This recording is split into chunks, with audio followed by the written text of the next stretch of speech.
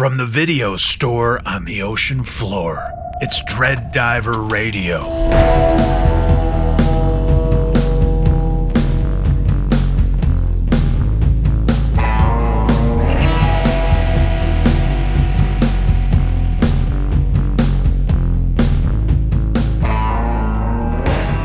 You know what's fun? Tangents.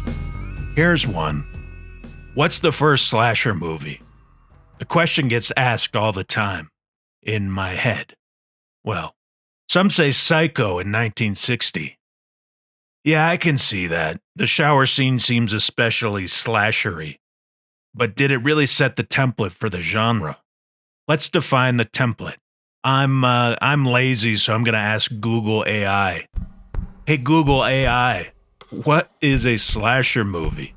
It says, a slasher movie is a subgenre of horror film characterized by a killer stalking and murdering a group of people, often using bladed or sharp tools like knives or machetes.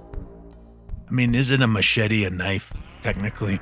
These films are known for their graphic violence, suspense, and often involved a masked or disfigured killer, a group of teenage victims, and a final girl who survives the killer's rampage. I'd add nudity and 25-year-olds playing teenagers, but that's more of a taste thing. This definition works for our purposes here. Okay, so Psycho doesn't really feature someone stalking and killing a group of people. There are actually only 2 murders in the movie, and one is motivated in aid of covering up the other one. Plus, there really isn't a final girl, though some like Joe Bob Briggs might argue that the final girl trope is overstated when defining the slasher genre, especially in the earlier years. Psycho is more of a murder suspense movie, but I will say that the reveal at the end set up a traumatic backstory trope that would pop up in most slasher movies from that point forward. Is there an earlier example of a proto-slasher? There were certainly films that featured serial killers and suspense scenes. Fritz Lang's M from 1931 comes to mind, but it doesn't really fit the slasher mold either. It primarily focuses on the investigation and the psychological aspects of the story. Also, I'd have to watch it again, but I don't remember a scene where teenagers are killed while trying to boink in the family station wagon, although Fritz Lang's later college sex comedies were a hoot. Everyone always brings up Michael Powell's Peeping Tom as one of the first slashers. It came out in 1960, same as Psycho. But did it have all the slasher elements we're looking for? Sadistic killer, check. The killer is recognizably human, check. Sexually active female victims, check. Edged weapons, check. And you could say that Anna Massey's character Helen Stevens fits nicely into the final girl category. But if you're really in the mood for a proper slasher movie, are you going to put on Peeping Tom? Maybe, but I kind of doubt it. I'd say the same thing about Psycho or M for that matter.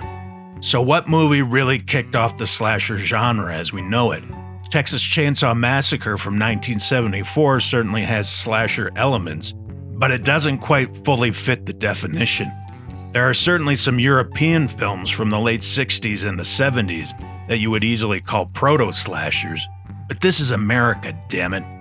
Unless you're listening from somewhere else, in which case, welcome. So I'm going to assert what many have asserted in the past.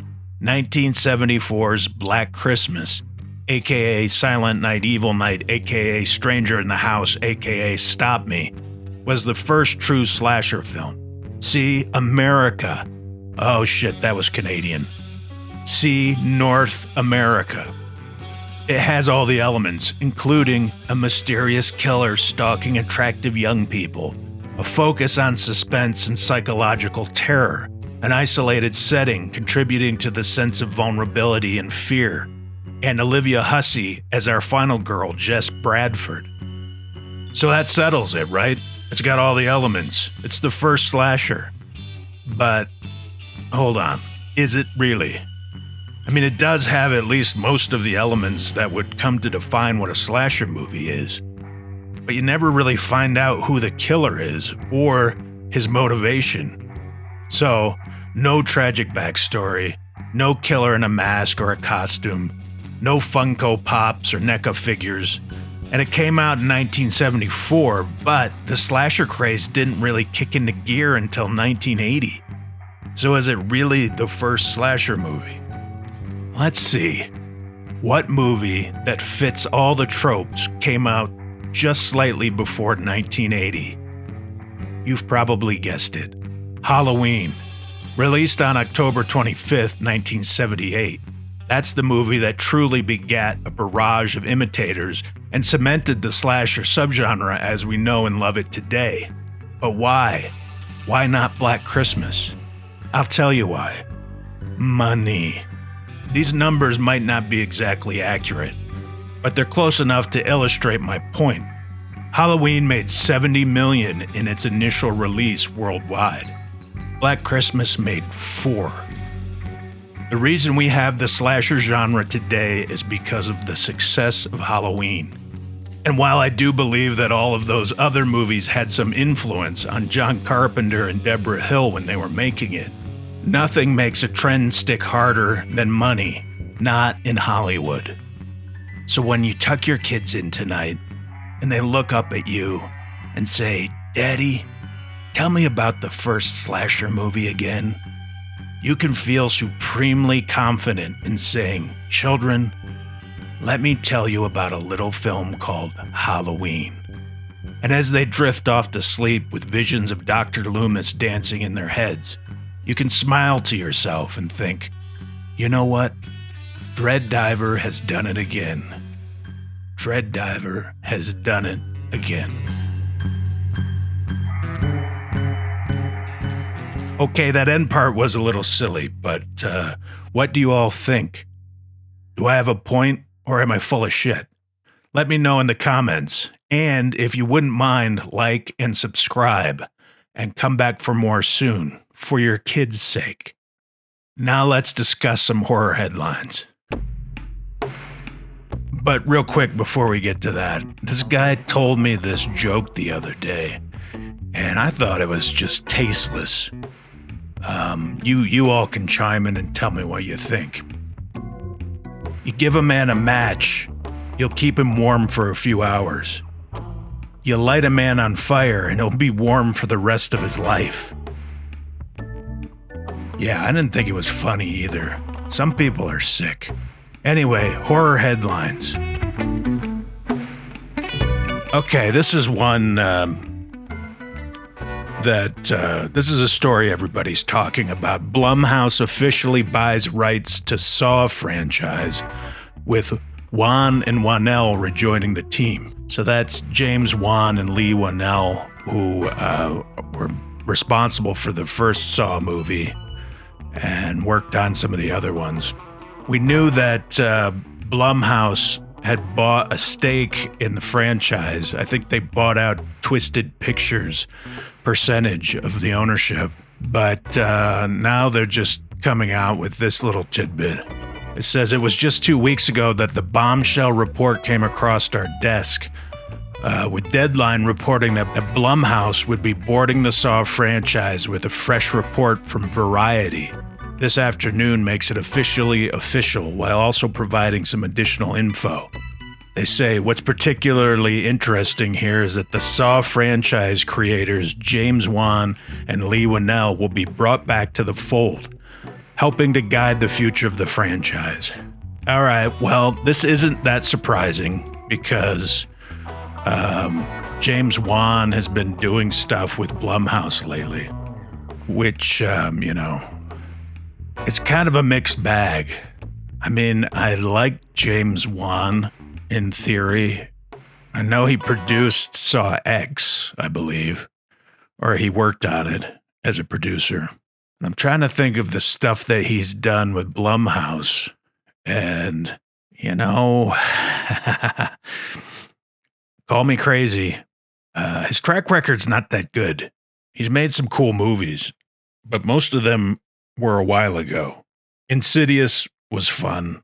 Let's see what he's directed lately. Okay, Malignant came out in 2021, but he did both of the Aquaman movies. Did you guys see those? I don't think there's anything there to get excited about. He did The Conjuring 2. Furious 7. I mean, he's kind of making this like popcorn stuff. Not a bad thing, but you got to go all the way back to like, I don't know, maybe Dead Silence, something I'd really want to rewatch. And as a producer, it was Blumhouse stuff. I mean, he worked on Night Swim. Night Swim. And he also worked on The Monkey, which I know some people liked, but I was pretty underwhelmed by that. And then this is the worst credit on his entire list, I'm guessing, just from the trailer, because the movie hasn't come out yet. Megan 2.0. He's listed as a producer.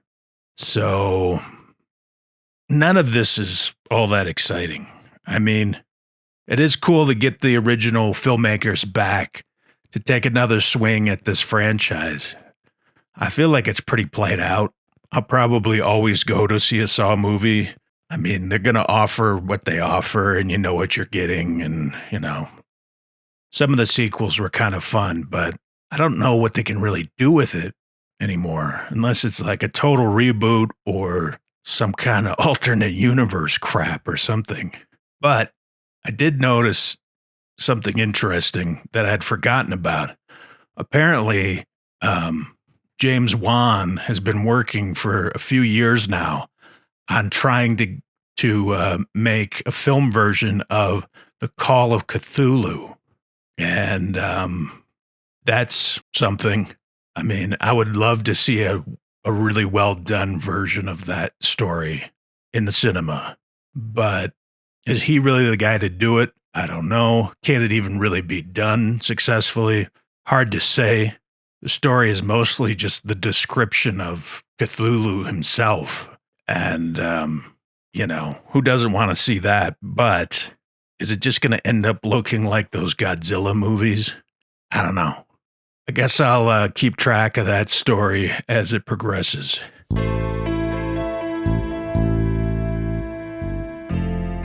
Here's another story. Maybe this will be interesting to some of you. Are there any like collectors out there? McFarlane Toys is doing a Jaws Movie Maniacs figure, I guess to coincide with the 50th anniversary. It's not really big news. I mean, there's a lot of Jaws stuff hitting the market right now. You've probably noticed if you pay attention to that kind of stuff. I mean, the Movie Maniacs line was one of the first toy lines to make figures of, you know, Freddy and Jason and Candyman. And so it's kind of cool to see them do a Jaws one, although they did a Jaws one back, 20 years ago. I have it. It's actually on my desk nearby, and it's a whole scene with the boat and the shark is coming up on the boat, and it's pretty cool. So hard to top. The new one just looks like the poster, but it's got like the girl swimming at the top and Bruce the shark down there with his mouth open. Kind of fun. They say it's gonna be out in August. $35. Man, this shit is getting expensive. But if you're into that sort of thing, especially if you're into Jaws and you're a Jaws collector, then you probably got to have this. You can check it out. They actually have a little video on YouTube, and it just shows the thing like rotating around. Kind of fun. Okay, here's some actual news from the Jason universe, which is the new branded name for everything Jason Voorhees related. They've been teasing some stuff for a little while now, and I don't know if you've been paying attention to it, but it's been pretty underwhelming. They came out with a new redesigned Jason that pretty much just looks like a classic Jason with nothing all that distinctive. The mask is a little bit different, but they keep saying they're going to do all this stuff, new collectibles, multimedia things, all this kind of shit. But I think mostly people just want a new movie. or at least the TV show that they've been promising us for a while. And there's been a little bit of news coming out about that, but it looks like they finally began filming the Crystal Lake show, and they posted a picture of it online, and it's under the title Mama's Boy, with the logo kind of embedded in a machete that's bleeding on the slate. I guess that means that they're in production on that. There's an article on Bloody Disgusting that says showrunner Brad Caleb Kane has announced today that filming is now officially underway on Crystal Lake, the upcoming Friday the 13th television series from Peacock and A24 that will serve as an expanded prequel to the legendary slasher franchise. The series, it's amusing to note, is shooting under the faux title Mama's Boy, which only seems fitting. Okay. Well, we already know all this other stuff. And if you don't, there's lots of information out there about who's been cast. Linda Cardellini is playing Pamela Voorhees. They announced some other people I wasn't really familiar with. But as far as what the actual story is about, we've only seen a couple little tidbits as far as I'm aware. For instance, they describe Pamela Voorhees as a mother who had given up a singing career to raise a special needs child and takes a dark turn when she loses her son. So does that mean Jason actually does die in this version of the story? Or she thinks he dies and something else happens? Or is it going to actually adhere to the continuity of the films, which is already all over the place? Who the hell knows? But the fact that they're actually shooting something, so we can get past all these announcements and lame, first look images of redesigned Jason. I think I saw somewhere yesterday that NECA was going to do a figure of the new redesigned Jason, which is basically a logo or a mascot for this property. Seems kind of kooky to me to do a figure of a character that's not even in anything yet. And as far as we know, isn't going to be in this TV show either. So it feels like a money grab. And I think the fans are getting kind of sick of this bullshit. I'm not really sure who's running the show over there anymore, but I don't really think they're handling it very well. All that being said, if they knock the show out of the park, all will be forgiven, I imagine. Or if they announce a movie or anything of substance. But I guess we'll see.